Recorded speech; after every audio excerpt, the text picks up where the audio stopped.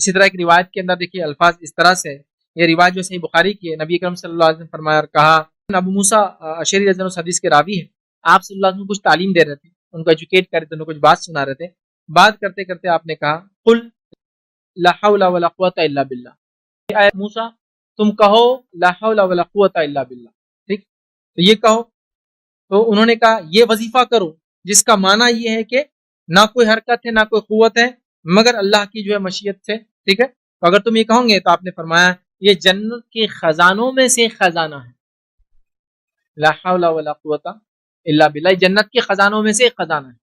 اب یہ بھی اللہ کا ذکر، لیکن یہ بھی میں نے پہلے کہتے ہیں نا مخصوص کرتے ہیں، کب کرتے ہیں؟ کوئی بھی اللہ رحم کرے غلیظ چیز دیکھ لے تو یہ پڑھ رہے ہیں، حالانکہ یہ وہ مخصوص نہیں، یہ تو عام ہے، جنت کے خزانوں میں سے ایک خزانہ ہے، اس کو تو آپ کبھی بھی پڑھیے، کوئی حرکت نہیں ہے، مطلب میں کچھ بھی نہیں کر سکتا ہوں، نہ میں سوچ سکتا ہوں، نہ میری کوئی صلاحیت ہے، نہ میری کوئی قوت ہے، کچھ نہیں، سوا اللہ کے، جو اللہ آپ کبھی بھی کر سکتے، کوئی مخصوص نہیں، آپ مصیبت کے وقت بھی کر سکتے، نو ڈاؤٹ آپ کبھی بھی کر سکتے، لیکن ہم نے اس کو بھی مخصوص کر دیا۔ اللہ تعالیٰ مکمل طور سے جانتا ہے کہ ان کے بندے کیا کرتے ہیں اور کب کرتے ہیں، پھر بھی اللہ رب العزت نے چونکہ انہیں ہم پر گواہ بنا دیا ہے، یہ آ کر اللہ کو رپورٹ دیتے ہیں۔ تو آئیے چند اعمال، میں یقیناً آج پورے وہ عمل نہیں رکھ سکوں گا جن اعمال کی وجہ سے یا بدولت فرشتے اترتے ہیں، لیکن انشاءاللہ ان میں سے کچھ اعمال ضرور رکھوں گا، اور جو عمل میں نے خاص چنے ہیں یہ وہ عمل ہے جو کرنے میں کوئی بہت محال نہیں ہے، مطلب بہت خطرناک والے عمل نہیں رکھ رہا ہوں کہ فرشتے فلاں کے لیے آ جائیں گے، یہ وہ اعمال ہے بہت چھوٹے ہیں، چھوٹے سے مراد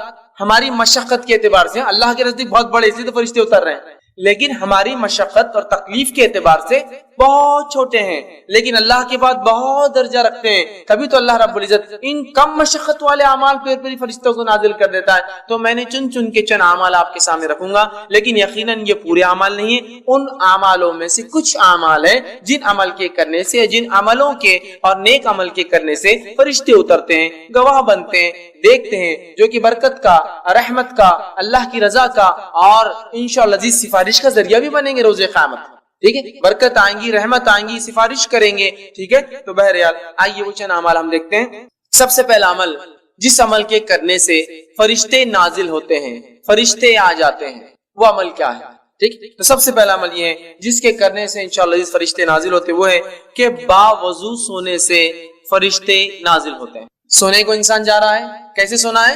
وضو کے ساتھ سونا ہے، بہت مشقت کا کام نہیں، سوائے کسی کے پاس اگر پانی نہ ہو تو، ٹھیک، ورنہ کوئی مشقت کا کام نہیں، انسان نے وضو کیا، اور آج کل تو الحمدللہ میں سمجھتا ہوں ہیٹر کے ساتھ ساتھ کولر بھی ہوتے ہیں حمام کے اندر، کی ٹھنڈا پانی بھی ہو اگر گرمی زیادہ ہو تو، اور گرم پانی بھی اگر سردی زیادہ ہو تو مشقت کم ہوتی ہے، لیکن ہو سکتا ہے کبھی مشقت ہو یا پانی نہ ملے، تو انسان اگر وضو کر کے سوتا ہے، اور اگر اس حدیث کے عمل کے مطابق کہ اس سے تو فرشتے نازل ہوتے ہیں، تو پھر میں سمجھتا ہوں یہ بہت ہی جو ہے نیکی کا اور برکت کا باعث بنتے ہیں، کیونکہ فرشتے ہر کسی کے لیے نہیں آتے، بات یاد رکھ لیجیے، یہ بات بھی بہرحال یاد رکھ لیجیے، فرشتے ہر کسی کے لیے نہیں اترتے ہیں، جن سے رب راضی ہوتا ہے، آیت ہم دیکھ چکے، جن سے رب راضی ہوتا ہے انہی کے لیے اترتے ہیں، تو لہٰذا باوضو ہو کر جو شخص سوتا ہے فرشتے اس کے لیے اترتے ہیں اور نازل ہوتے ہیں۔ صحیح الجامع کی روایت ہے، نبی اکرم صلی اللہ علیہ وسلم فرمایا، عبداللہ بن عباس رضی اللہ عنہما اس کے راوی فرماتے اور کہتے ہیں، اللہ کے رسول صلی اللہ علیہ وسلم فرمایا اور کہا،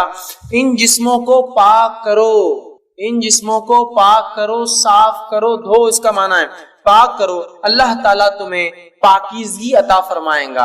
اگر جسموں کو پاک کرو گے تو اللہ پاکیزگی اعمال کے اعتبار سے، سوچ اور وچار کے اعتبار سے بھی انشاءاللہ عطا فرمائیں گا۔ تو اسلام میں پاکیزگی بڑی اہم چیز ہے، اور جب میں پاکیزگی کی بات کر رہا ہوں تو اپنے گھر کے حد تک کی پاکیزگی کی بات نہیں ہو رہی، پاکیزگی اپنے جسم کی، پاکیزگی جہاں ہم رہتے ہیں اس کی، پاکیزگی ہمارے محلوں کی، پاکیزگی جو ہمارے شہروں کی، اور پاکیزگی ہمارے ملکوں کی۔ ظاہر ہونا چاہیے کہ ہاں یہ مسلمان ہے اور یہ ایک پاک باز قوم ہے، اس لیے کہ ان کا دین انہیں ہر چیز میں صاف ستھرائی کا حکم دیتا ہے، اور اسلام اتنا پاکیزہ دین ہے، میں آپ کو کیا بتاؤں کہ نبی اکرم صلی اللہ علیہ وسلم جب کھانے کے لیے جاتے تو آپ ہاتھ کو دھویا کرتے، ہاتھ کو دھویا کرتے، مطلب کھانے سے پہلے ہاتھ دھونا یہ اتنا اہم عمل ہے۔ یہ میں اس لیے آپ کو رکھ رہا ہوں کہ دنیا کے اندر یونیسیف کی طرف سے یا ورلڈ ہیلتھ آرگنائز ہو کی طرف سے ایک دن دنیا بھر میں منایا جاتا ہے हैंड वॉशिंग डे, ताकि लोग आदी हो हाथ धो, चुके अक्सर लोग बगैर हाथ धो के खाना खाते हैं और अक्सर बीमारियों की वजह साइंसी एतबार से बगैर हाथ धो के खाना खाना है। तो एक दिन है पूरा साल में मनाया जाता है, सिर्फ हाथ धोना सिखाया जाता है उस दिन। हमारे दीन ने तो सिखा दिया कि हमारे रबी तो 5 वक्त वजू के अलावा, गुस्ल के अलावा खाने से पहले हाथ धोते और सफाई पाकीज़गी का तो ये मामला है। तो इन जिस्मों को पाक करो, अल्लाह तुम्हें पाकीज़गी अता करे। जो बंदा भी तहारत की हालत में सोए, यकीनन एक फरिश्ता इसके साथ रात बसर करता है। जो इंसान वजू के साथ, तहारत के साथ सोए तो उसके लिए एक फरिश्ता रात भर साथ बसर करता है। जब भी वो शख्स रात की किसी वक्त करवट लेता है, इधर से उधर या इधर से उधर होता है, तो फरिश्ता कहता है अल्लाह अपने बंदे को इसको माफ फरमा दे, यकीनन ये वजू करके सोया था। सुभान अल्लाह, वजू करके सोया, रात में करवट ले रहा है, आराम उसको मिल रहा है, एक फरिश्ता तैनात है, रात भर देख रहा है। जब भी उसने करवट बदली वो अल्लाह से दुआ करता है अल्लाह इसकी मग़फ़िरत कर दे, इसको बख्श दे, वजह ये वजू करके सोया था, तेरा पाकीज़ा बंदा है। देखिए कितनी बड़ी बात है, सिर्फ वजू करके। और ये वजू करके सोना याद रखिए उस हालत में भी है कि अगर आपको गुस्ल ना भी हो तो, इसलिए कि वजू एक मुस्तकिल इबादत है, गुस्ल होना नहीं होना एक दूसरी चीज है। हालांकि गुस्ल अगर ना हो तो वजू से आप इबादत नहीं कर सकते, लेकिन वजू खुद इबादत है। नबी अकरम सल्लल्लाहु अलैहि वसल्लम जनाबत की हालत में होते, जुनूबी होते, लेकिन आप जब अपने बीवियों से मिलते तो सोने से पहले आपने फरमाया अगर गुस्ल ना कर सके तो वजू कर लिया करो। इसलिए कि जुनूबी मतलब जो आदमी जनाबत की हालत में होता है, बीवी से हम बिस्तरी किया हुआ होता है, फरिश्ते उससे दूर भागते हैं, लेकिन वजू करने से नजदीक आ जाते हैं। तो वजू करके आप सोच, वजू मुस्तकिल इबादत है, तो वजू का मामूल रखिए, वजू से सोया कीजिए, गुस्ल हो ना हो, औरतें नापाकी कर, लेकिन वजू करके सोए। हदीस में वजू करने वाले की फजीलत है। इंसान जनाबत की हालत में वजू करके सोए, इसलिए कि वजू करने वाले की करवट करवट पर फरिश्ता खड़ा है, इंतजार कर रहा है, करवट ली वो दुआ कर रहा है। फायदा तो हमारा हम नहीं ले रहे हैं और एक फरिश्ता हमारे लिए मग़फ़िरत की दुआ कर रहा है। तो ये मखलूक अल्लाह की बड़ी पाकीज़ा मखलूक है। अगर ये दुआ करते हैं तो ये अमल कोई मामूली अल्लाह के नजदीक नहीं है, बड़ा अहम अमल है। वजू का आदत बना लीजिए, दिन हो रात हो, वजू टूटे कि दूसरा वजू कर लेना, वजू टूटे कि दूसरा वजू, एक आदत बना लीजिए ताकि इंशाअल्लाह जिस मौत भी आया तो वजू की हालत में इंसान चले जाए दुनिया से। तो बड़ी अहम चीज याद रखिए। तो वजू का मामला रखिए। और उन लोगों के लिए इसमें बहुत बदबख्ती की अलामत है जो तहरत से दिन में भी रहते तो रात में क्या वजू करके सोएंगे, बदबख्ती है ना, जाहिर सी बात है। ऐसे लोगों के लिए फरिश्ते थोड़ी आएंगे, शयातीन साथ रहेंगे इनके, तो है ना। तो बहरहाल कितनी बड़ी फजीलत वजू की आती है। दूसरा वो काम जिसके करने से फरिश्ते नाजिल होते हैं, फरिश्ते उतरते हैं, दुआएं करते हैं। और जाहिर से फरिश्तों का उतरना ये बहुत सारे मानों में लिया जा सकता है। दुआ करते हैं, मग़फ़िरत की दुआ करते हैं, रहमत की दुआ करते हैं, बरकतें लाते हैं, नुसरत और मदद करते हैं, ठीक है। बहुत सारे माने हो सकते हैं इसके, उनके उतरने की। कई चीजें ये कर सकते हैं अगर ये उतरते हैं तो यहाँ दूसरी चीज, जिस चीज के करने से हदीस में आता है कि फरिश्ते नाजिल होते हैं, उस चीज में से एक चीज है अहले जिक्र की मजालिस।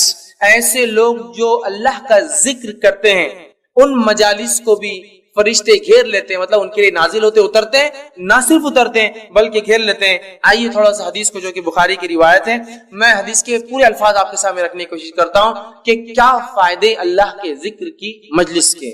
और अल्लाह के रसूल ने लानत भेजी ऐसी मजलिसों पर जो अल्लाह के जिक्र से शुरू और खत्म नहीं होती है।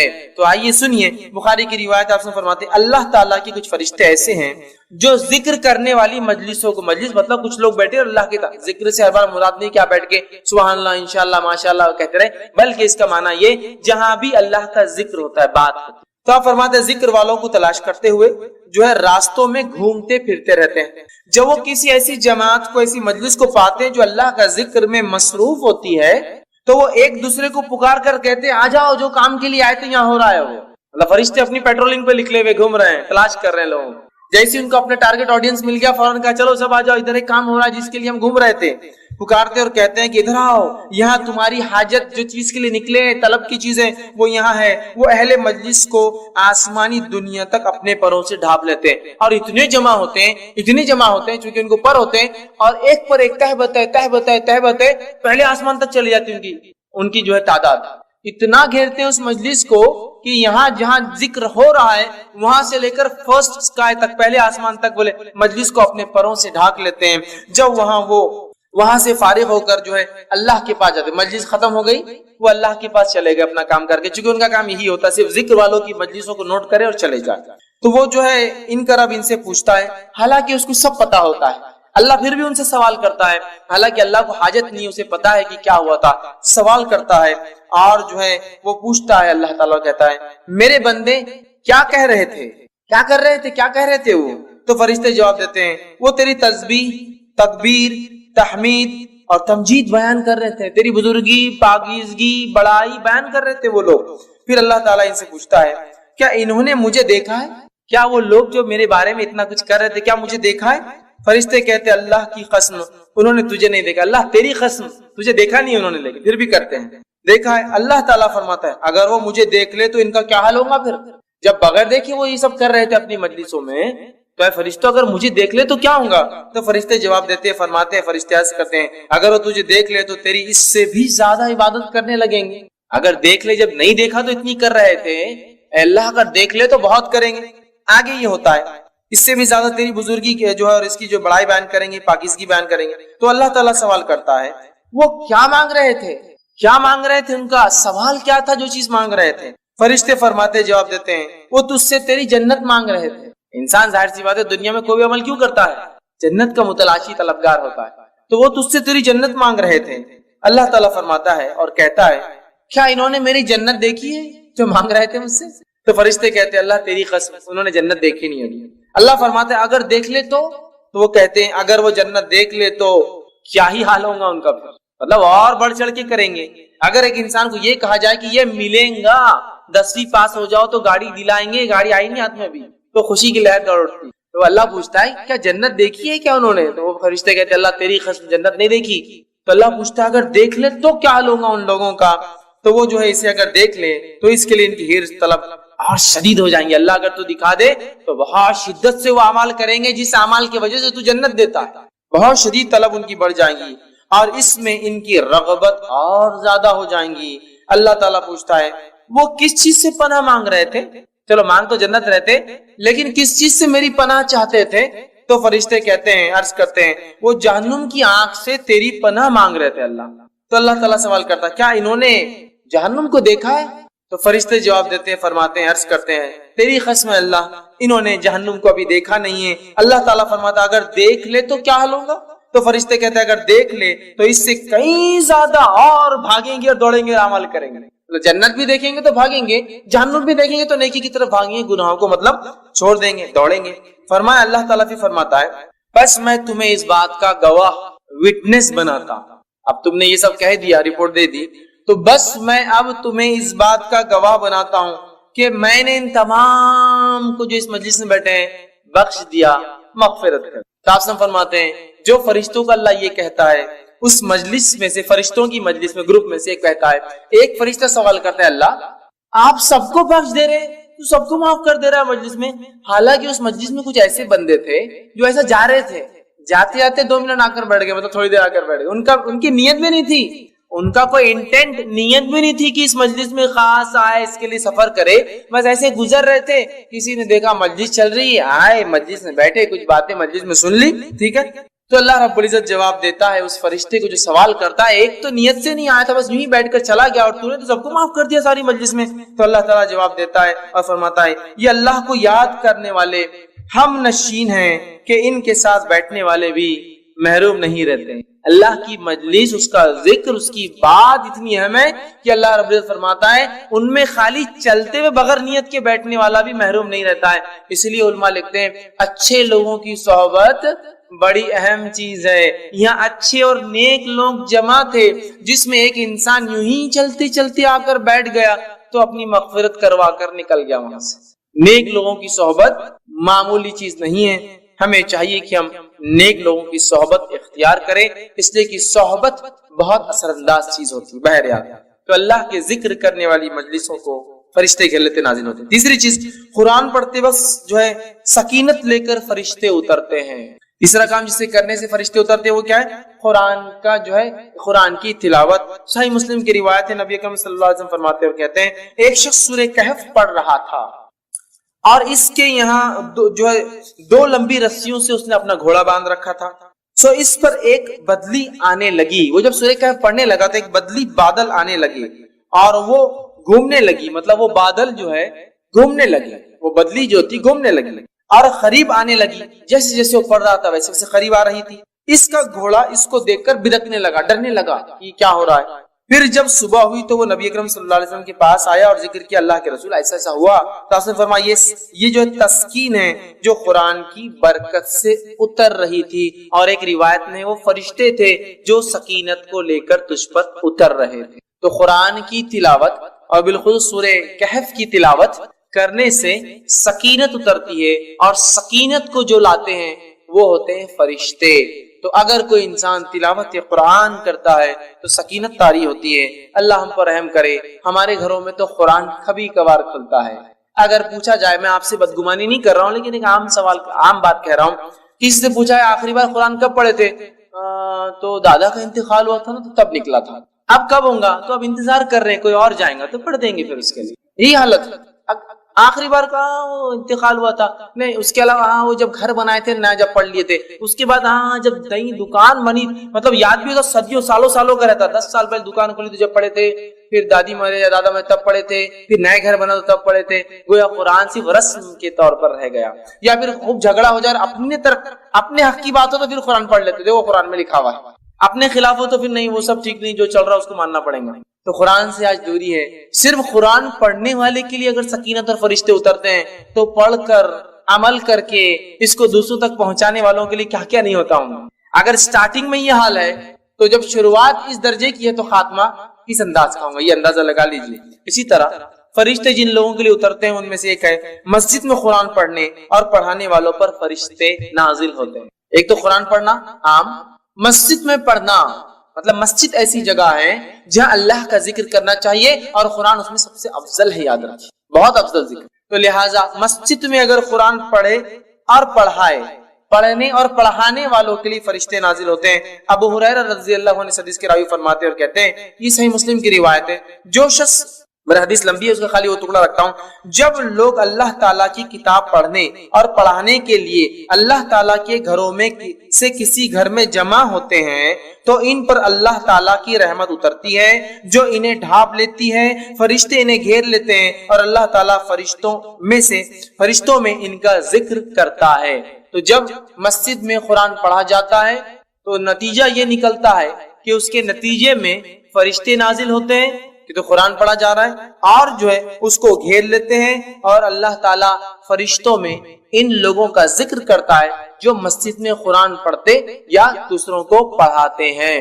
ٹھیک ہے, تو ہمیں ایک معمول بنانا چاہیے کہ اللہ کے گھروں میں اللہ کی کتاب پڑھی جائے, اور بالخصوص چونکہ ہم لوگ عربی زبان نہیں جانتے, اس کا ضرور اہتمام ہو کہ ہمارے مسجدوں یا گھروں میں جب قرآن پڑھا جائے تو ترجمہ بھی ساتھ پڑھا جائے, اور ہو سکے تو ایک قدم اور آگے بڑھ کے تفسیر بھی ضرور پڑھی جائے. اس میں کھلے طور سے کہتا ہوں جو بہتر لگتا ہے پڑھیے آپ کے نزدیک, میں کوئی نام بھی نہیں لیتا ہوں آپ سے, بس اللہ کی کتاب کو کھولیے, چونکہ اللہ کی کتاب کی خصوصیت ہے. علامہ ابن تیمیہ رحمہ اللہ فرماتے ہیں کہ جب کوئی شخص قرآن کی غلط تفسیر کرتا ہے تو اگلی آیتیں فوراً اس کو رد کر دیتی ہیں. اس لیے ہمارا ایمان اور عقیدہ ہے کوئی اس کی غلط نہیں کر سکتا, جب بھی پکڑا جاتا ہے, اور کہیں نہ کہیں لوگ نکل کر پھر صحیح چیز کی طرف آتے ہیں. میں کہتا ہوں پڑھیے تو صحیح, عادت تو ڈالیے نا, تم کون سی جماعت کے بلبل کون سا پڑھنا, ارے جو تم کو پسند ہے بھیا, میں بولتا بھی نہیں ہوں کچھ.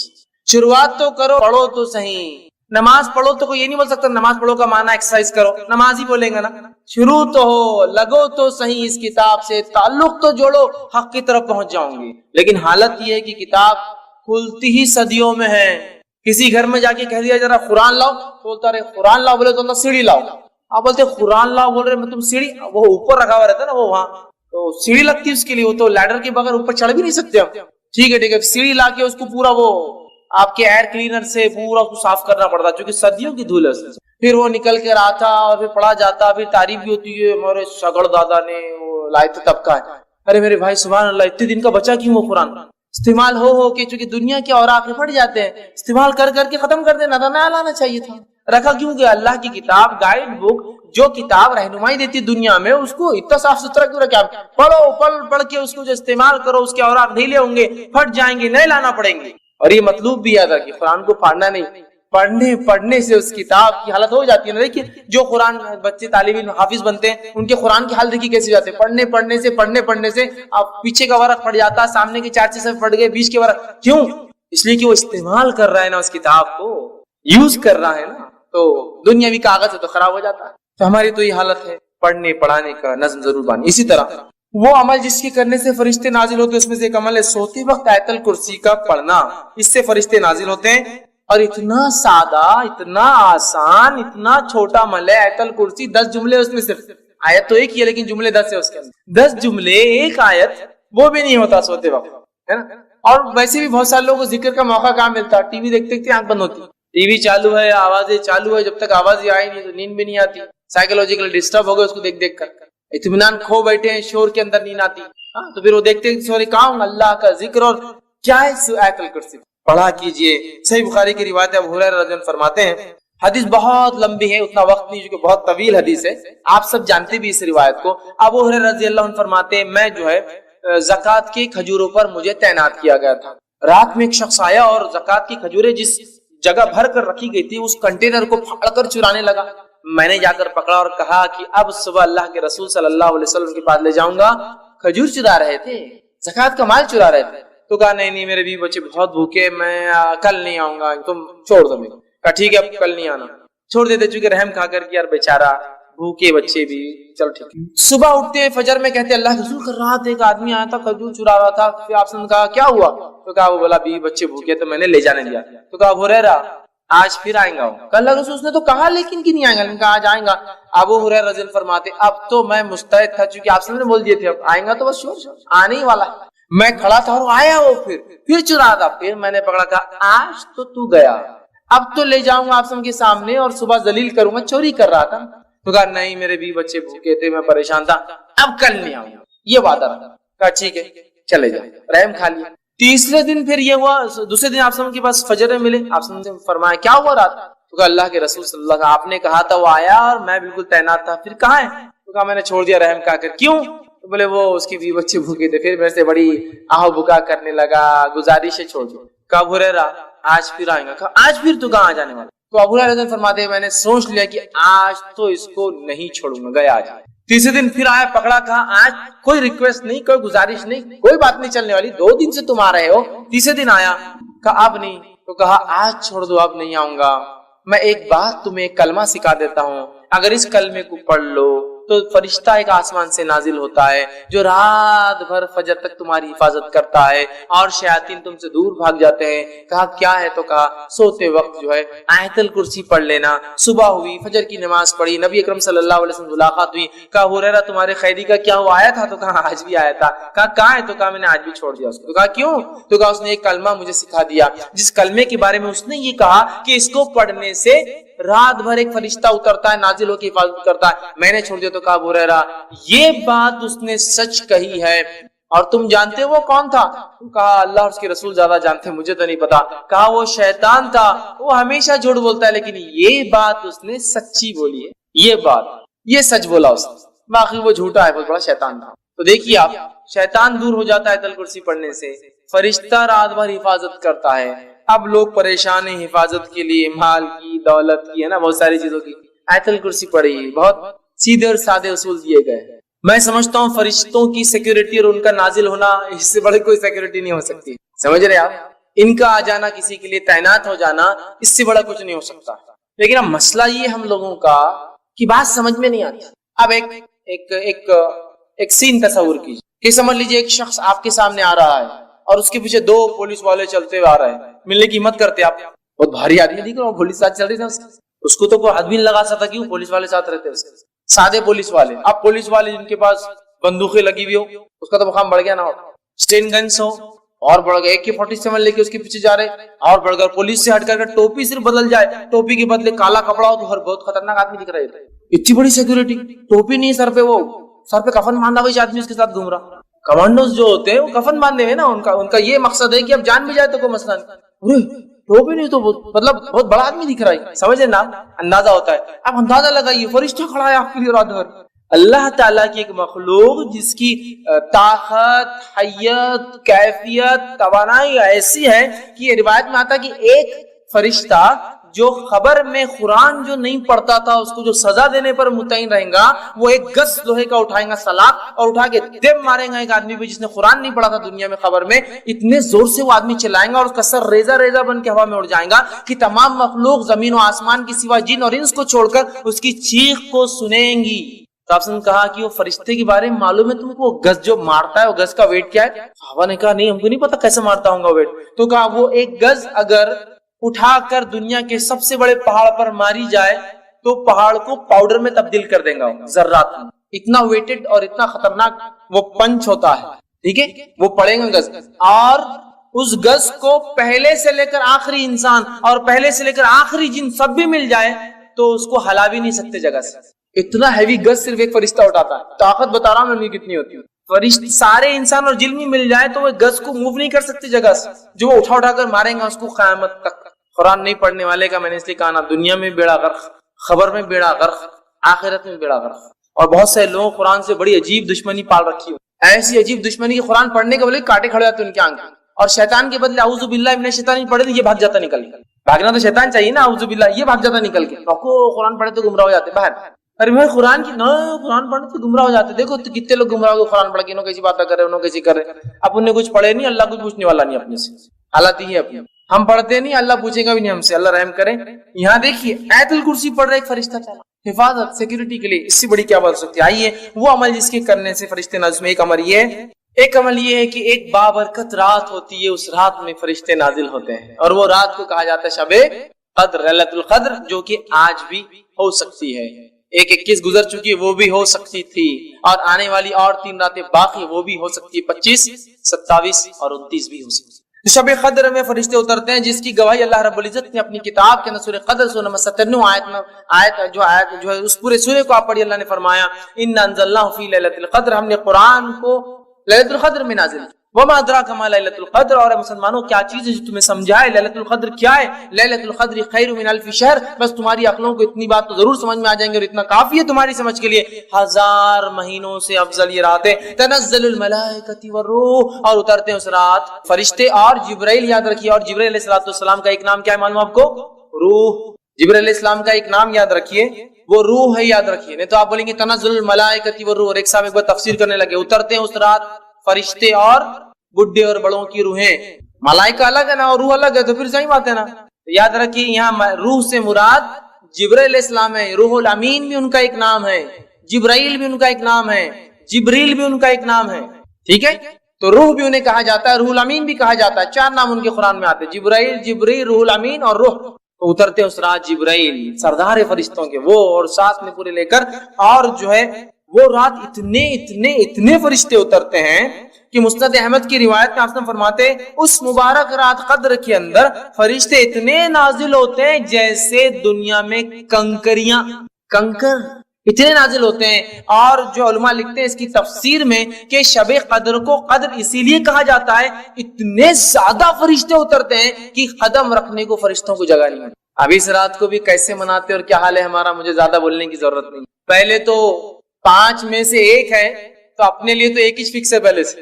انڈین لوگوں کو آکرشت کسی نے بتا دیا یا اللہ نے وہی بھیج دی کہ بھائی تمہارے لیے 27، کہے کو محنت کر رہے تم 5 راتیں جاگ رہے، 27 کو جاگو، اور 27 کو جاگ کے پوری علامتیں فٹ کر لیتے ہو رات میں، ماشاء اللہ۔ چلو بھیا 5 جاگے تو فرق محسوس ہوگا کہ 27 کیا الگ تھی، 1 ہی جاگ کے سب کچھ فٹ کر کے اور چلو مل گیا اپنے 1000 مہینوں کا سب، جاؤ اور سو جاؤ۔ 5 تلاش کرنا ہے۔ نبی اکرم صلی اللہ علیہ وسلم سارا آخری عشرہ جاگ کر عبادت کرتے، اعتکاف میں ہوتے، اور بیویوں کے گھر پہ کسی خادم کو بھیجتے جا کے اٹھاؤ، قدر ہو سکتی ہے آج، جاگو عبادت کرو۔ نہیں 5 رات کون چھٹی دیں گا بھیا، میرے کو چھٹی کہاں ملتی، 5 راتیں کیسے میں جاؤں گا، مشکل ہے۔ ایک دن ملاقات ہوئے، رے بھائی بہت آپ کی آنکھیں لال لال دکھ رہی، کیا بات ہے؟ 10 راتوں سے سویا نہیں میں، کیوں، کیا مسئلہ ہے؟ گھر میں شادی ہے نا، کوئی معمولی چیز ہے کیا؟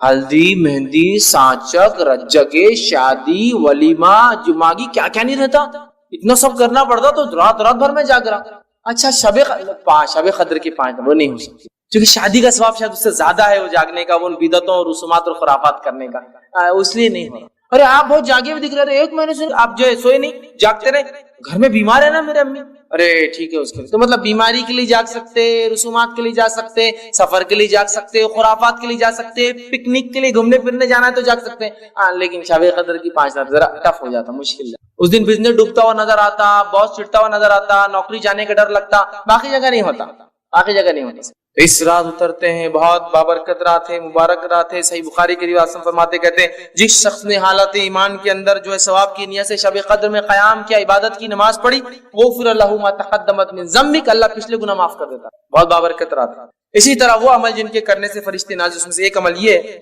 استقامت، جم جانا اپنے دین پر، اس سے بھی فرشتے نازل ہوتے ہیں۔ اللہ رب العزت سورہ فصیلت سورہ نمبر 41 آیت نمبر 30 میں فرماتا ہے کہتا ہے ان الذين قالوا ربنا الله ثم استقاموا تتنزل عليهم الملائكه الا تخافوا ولا تحزنوا وابشروا بالجنه التي كنتم توعدون۔ اللہ فرماتا ہے کہتا ہے بے شک جن لوگوں نے یہ کہا کہ ہمارا رب اللہ ہے اور ثم استقم، اور اس پر جم گئے، استقامت حاصل کری، تتنزل عليهم الملائکہ، تو ان کے اوپر اترتے ہیں فرشتے، اللہ تخافوا، اور کہتے ہیں اگر خوف مت کھاؤ، وتحزنوا، اور غم بھی مت کھاؤ، ڈرو بھی مت، خوف بھی مت کھاؤ، پریشان بھی مت ہو، وابشروا، اور بشارتیں دیتے ہیں جنت کی جس کا تم سے وعدہ کیا جا رہا۔ کتنی بڑی بات ہے، استقامت دین پر جم جانے کو کہتے ہیں۔ اب استقامت تو بڑی دور کی بات ہے، دھکے دھکے پر ایمان آ رہا اور جا رہا۔ استقامت مطلب جم جانا، ڈٹ جانا۔ صحیح مسلم کی روایت ہے ایک صحابی اور اللہ کے رسول صلی اللہ علیہ وسلم مجھے کوئی ایسی وصیت اور بات بتائیے جس کو میں مان لوں آپ کی، کہ میں جو ہے یہ بات کو ہمیشہ کروں اور میں جو اس پر عمل کر رہا ہوں۔ تو آپ نے فرمایا قل آمنت باللہ، تو یہ کہے کہ اللہ پر ایمان لا، ثم استقم، پھر جم جا اس کو، اڑ جا اپنے دین پر اور اسلام پر، کہ دنیا گئی تو گئی، نوکری گئی تو گئی، معاملات دنیا جو سمجھے، لوگ میرے بارے میں جو کہتے، اگر میرے دین نے کہا ہے ثم مستقیم، جم گیا میں اس کے اوپر، اب مجھے کوئی ہلا نہیں سکتا۔ یہ بڑی اہم چیز۔ ارے بھیا اتنی بڑی داڑھی رکھ لیا تو نے، داڑھی کو سے کسٹمر تھوڑی آئیں گے سٹا صاف، کسٹمر بولے تو بہت بڑا اس کا مقام رہتا نا۔ استقامت، جم جائیے، اس دن کو آپ سمجھتے ہیں، توکل کر لیجیے پھر اللہ پر، سب کچھ یہ کرنے والا ہے، کوشش نہیں چھوڑنا ہے۔ لیکن ہاں میں یہ نہیں کر رہا ہوں کہ آپ کچھ نہیں، گھر میں پڑے رہیے، کوشش کرتے رہیے۔ تو بہرحال استقامت جو اختیار کرتا ہے، فرشتے نازل ہو کے خوشخبریاں دیتے ہیں، غم مت کھاؤ، ڈرو مت، کچھ نہیں ہوتا، تسلی دیتے ہیں۔ جس کے ساتھ کیفیت حالات واقعہ تو وہ جانتا کیسی تسلی فرشتے اس کو، سکینت طاری ہو جاتی جب دنیا پریشان ہے، وہ چونکہ اس کو فرشتے بشارت دے رہے ہیں، سکون طاری کر رہے ہیں۔ اسی طرح وہ عمل جس سے کرنے سے فرشتے نازل، وہ ہے تہجد گزار، جو رات میں اٹھ کر نماز پڑھتا تہجد کی، اس کے لیے فرشتے اترتے ہیں۔ اور صحیح مسلم کی روایت ہے نبی کریم صلی اللہ علیہ وسلم نے کہا جسے خوف ہو کہ آخری شب میں وہ نہ اٹھ سکے تو وہ اول شب میں پڑھ لے، مطلب رات کی نماز جو اول شب میں پڑھ لے، جلدی پڑھ لے۔ اور جسے آرزو ہو کہ آخر شب میں اٹھے تو یہ تو افضل ہے، تو آخر شب میں اٹھ کر تہجد کی نماز پڑھے، اس لیے کہ آخر شب کی نماز ایسی ہے کہ اس میں فرشتے نازل ہوتے ہیں اور وہ افضل ہے۔ تو تہجد اول بھی پڑھی جاتی ہے، عشاء کے بعد پڑھی جا سکتی ہے، اور آخری وقت اس کا سحر کا آخری وقت ہے تب بھی پڑھی جا سکتی ہے، اور اگر آخری وقت میں پڑھو تو فرشتے حاضر ہوتے ہیں۔ دیکھیے تہجد جو شخص پڑھتا ہے فرشتے حاضر ہوتے ہیں اس کے۔ اسی طرح وہ عمل جس سے کرنے سے فرشتے اترتے ہیں، نازل ہوتے ہیں، فجر اور عصر کی نماز کو باجماعت پڑھنا، اس لیے کہ اس کے لیے فرشتے نازل ہوتے ہیں۔ روایت ابن خزیمہ کی، صحیح بخاری میں بھی یہ حدیث آتی ہے، نبی کریم صلی اللہ علیہ وسلم نے فرمایا کہ ہر روز فرشتے 2 شفٹ میں چینج ہوتے ہیں، ایک فجر اور ایک عصر، تو لہٰذا تم اس نمازوں کو بالکل نہ چھوڑو، اس لیے کہ جب فجر میں تم نماز پڑھتے ہوں گے، شفٹ چینج ہوں گی، تو پھر رات کے فرشتے صبح کے فرشتوں سے کہیں گے اور پوچھیں گے کہ بھائی کیا ہوا، رات میں کیا بندے کی حال میں پایا، تو کہیں گے وہ تو نماز پڑھ رہا تھا فجر کی۔ پھر جب عصر میں آئیں گے پھر شفٹ چینج ہوں گی، تو تب وہ فرشتے پوچھیں گے شام کی کہ اس کو کیسے حال میں پایا، تو کہیں گے وہ نماز پڑھ رہا تھا، چونکہ عصر اور فجر یاد رکھتے ہیں۔ تو جو لوگ یہ 2 نماز پڑھتے ہیں ان کے لیے فرشتے اترتے ہیں۔ اور جو ہے ابن خزیمہ کی روایت میں الفاظ اضافی یہ ہے کہ فرشتے کہتے ہیں اے الہی انہیں قیامت کے دن معاف فرما دے۔ جو لوگ فجر اور عصر کی پڑھتے ہیں فرشتے ان کے لیے کیا کہتے ہیں، اللہ ان کو معاف کر دے۔ اسی طرح وہ عمل جس سے کرنے سے فرشتے نازل ہوتے ہیں، اس میں عمل ہے جمعہ میں اول وقت میں مسجد میں پہنچنا، اس عمل سے فرشتے نازل ہوتے ہیں۔ جمعہ کے دن اول وقت سب سے پہلے مسجد میں آنا۔ صحیح بخاری کی روایت ہے، نبی اکرم صلی اللہ علیہ وسلم فرماتے ہیں کہ جمعہ کے دن جو ہے فرشتے مسجد کے دروازوں پر کھڑے ہو جاتے ہیں، مطلب اتر جاتے ہیں اور کھڑے ہو جاتے ہیں، اور ہر داخلہ کرنے والے کا نام رجسٹر کرتے لکھتے رہتے ہیں، یہ آیا یہ آیا۔ اور جو سب سے پہلی صف میں آتا ہے اس کو اونٹ قربان کرنے کا ثواب، صدقہ کرنے کا. جو دوسری صف میں آتا ہے اس کو جو ہے بیل قربان کرنے کا ثواب. جو تیسری صف میں آتا ہے اس کو بھیڑ بکری قربان کرنے کا ثواب. جو چوتھی صف میں بیٹھتا ہے اس کو مرغی صدقہ کرنے کا ثواب. جو پانچویں صف میں آتا ہے اس کو انڈا صدقہ کرنے کا ثواب. پھر جب خطیب خطبہ دینا شروع کر دیتا ہے تو فرشتے لکھنا چھوڑ کر خطیب کا خطبہ سننے کے لیے آ جاتے ہیں. تو گویا جمعہ کے دن فرشتے نازل ہوتے ہیں، جمعہ کی نماز کو اول صفوں میں آنے والوں کے لیے کھڑے ہوتے ہیں، خطیب کی خطبہ شروع ہونے تک لکھتے رہتے ہیں، خطبہ شروع ہونے کے بعد لکھنا بند کر کے آگے وہ کر لیتے ہیں. تو اپنے نام کو ہر جمعہ ضرور رجسٹرڈ کروائے، ہے نا، بولتے ہیں نا اپنا نام ضرور لکھوائے، یہ آفس میں ضرور اندراج کروائے، برتھ سرٹیفکیٹ ڈیتھ سرٹیفکیٹ ضرور بنائے. تو میں کہوں ہر جمعہ ضرور جلدی آ کے نام اندراج کروائے. اس لیے حدیث میں 3 جمعہ کوئی نہ آئے تو اللہ اس کے دل پہ مہر لگا دیتا ہے کہ 3 جمعہ تک رجسٹریشن ہی نہیں ہوا اس کا مسجد کے اندر. رشتے لکھتے ہیں، نوٹ کر رہے ہیں. تو جمعہ میں آنا ہے اور خطبہ شروع ہونے سے پہلے ہمارے پاس بہت سارے لوگ مسجد کے سامنے بھی آگے تو پیچھے بڑھ جاتے ہیں، بولتے ہیں خطبہ ختم ہوگا نا جب وہ پڑھیں گے تو تب بھاگتے ہوئے آگے پیچھے کھڑے جانے کا. اپنے بہت لمبا خطبہ دیتے یار، بہت وہ ہوتا، میرے کو جمتا نہیں، میرے کو فلاں ہوتا. خطبہ خطیب نے شروع کیا ممبر پہ، فرشتوں نے نام لکھنا بند کر دیا. اسی طرح وہ عمل جس سے کرنے سے فرشتے اترتے وہ یہ جنگل میں بیابان میں جب اکیلے ہو کوئی نہ ہو تو کیا کرے، اذان دے، اقامت دے اور نماز پڑھے. تو ایسے لوگوں کے لیے فرشتے نازل ہوتے ہیں. سنی حدیث کے الفاظ، ترغیب و ترہیب کی روایت ہے، ٹھیک ہے، طبرانی کے اندر یہ روایت آتی ہے.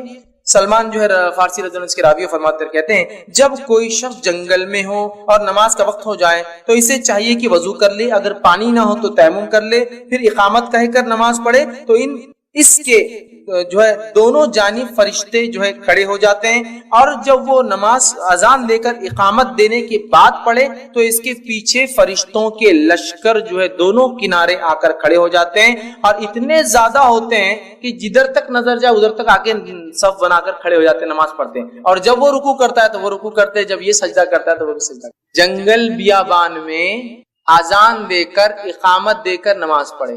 اور یہ بات بھی یاد رکھیے، جب آپ جنگل بیابان میں نہ بھی ہو، نماز آپ کی چھوٹ جائے، مسجد میں آپ پڑھے تو اقامت ضرور دے، چونکہ اقامت کے بعد جو نماز پڑھ جائے ثواب زیادہ ملتا ہے. اذان تو ہو گئی لیکن آپ لیٹ ہو گئے، تو جب آپ خود کی بھی نماز اگر اکیلے بھی پڑھے تو اقامت دیں گے. حدیث میں کیا ہے، اکیلا ہے اذان بھی دے اقامت بھی دے. اور اگر اقامت دے کر نماز پڑھتا ہے تو فرشتے 2 کھڑے ہوتے پیچھے.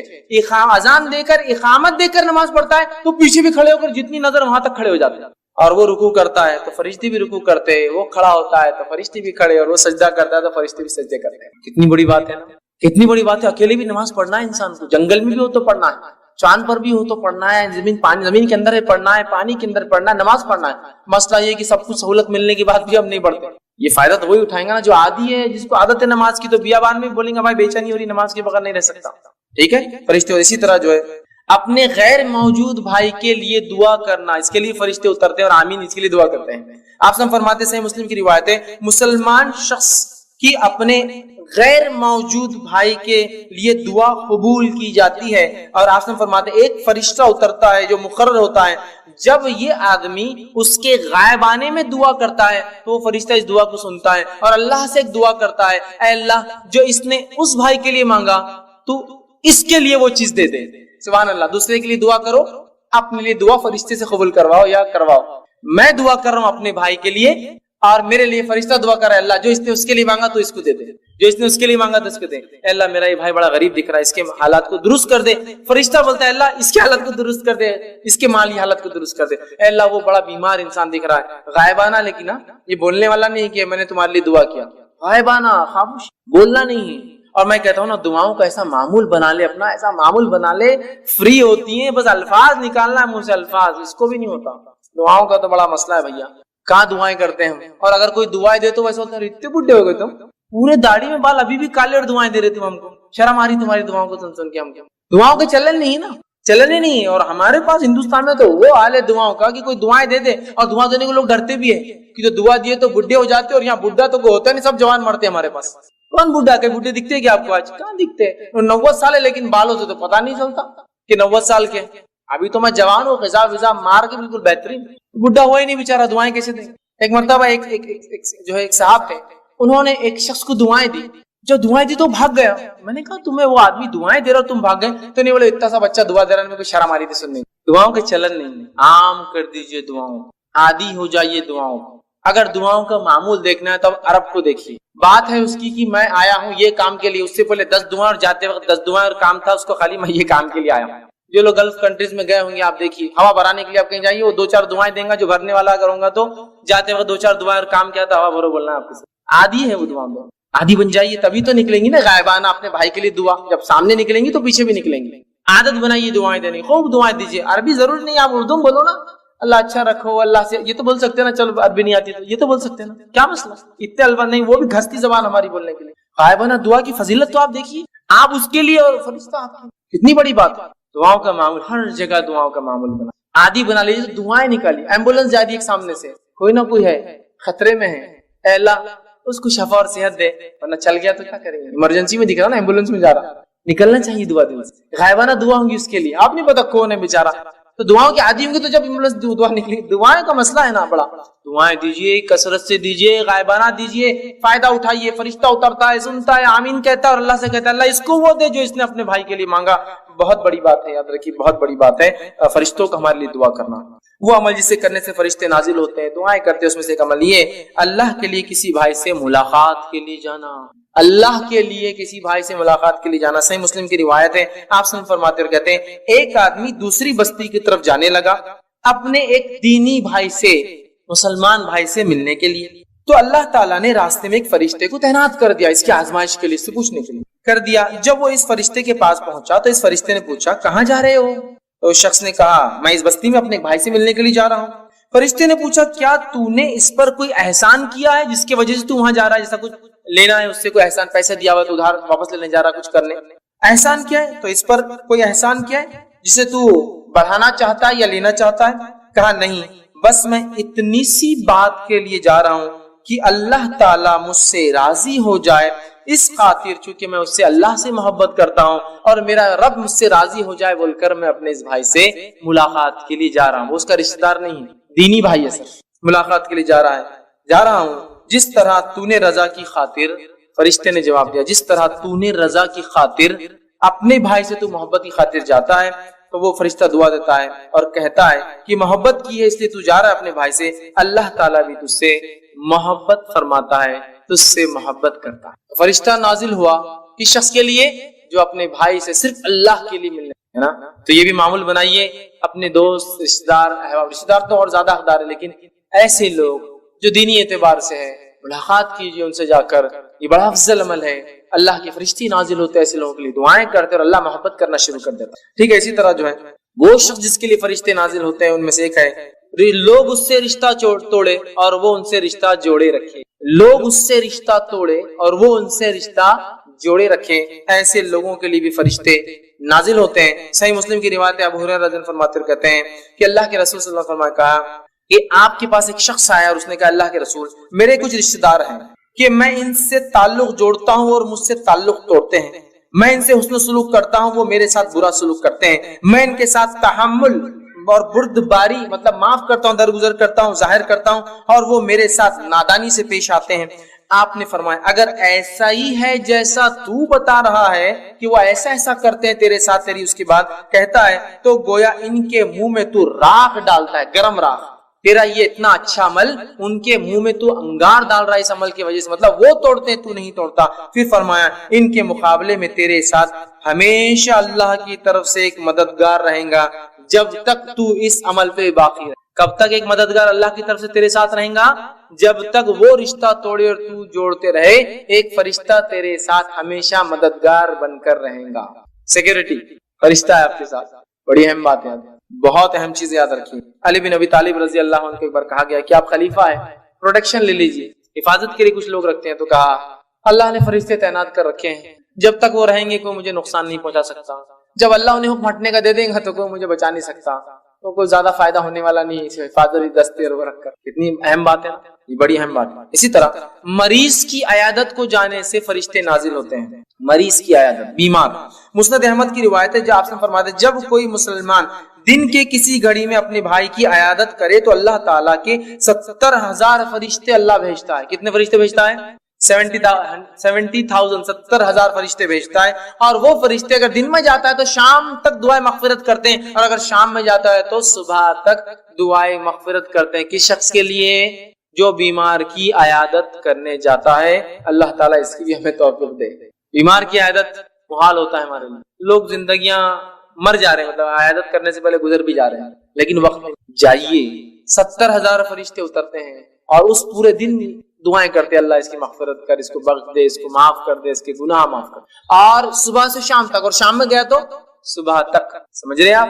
اور کچھ صحابہ کا تو یہ معمول تھا, اگر شام ہونے لگتی, مطلب ابھی دن کا آخری وقت ہوتا, تو عیادت کو نہیں جاتے, بولتے رک جاؤ شام ہونے کے بعد جائیں گے تاکہ صبح تک مغفرت کی دعا کریں گے نا فرشتے. تھوڑا ٹائم باقی, اب سمجھ لیجیے مغرب نہیں ہوئی, مغرب سے 15 منٹ ہے, تب سورج غروب ہوگا, دن بدل جائے گا نا شام, تو رک جاتے تھے. کہ کیوں؟ کہ تو دن بھر کا ہے نا, رات کریں گا تو رات بھر, مغرب کی بات کریں گا تو فجر تک, اور فجر کی بات کریں گا تو مغرب تک, تو رک جاتے تھے تھوڑا سا, اور پھر شام ڈھلنے کے بعد جاتے تاکہ رات بھر فرشتے دعا کریں. 70,000 فرشتوں کی دعا چاہیے. آسان عمل ہے, مریضوں کی عیادت کریں.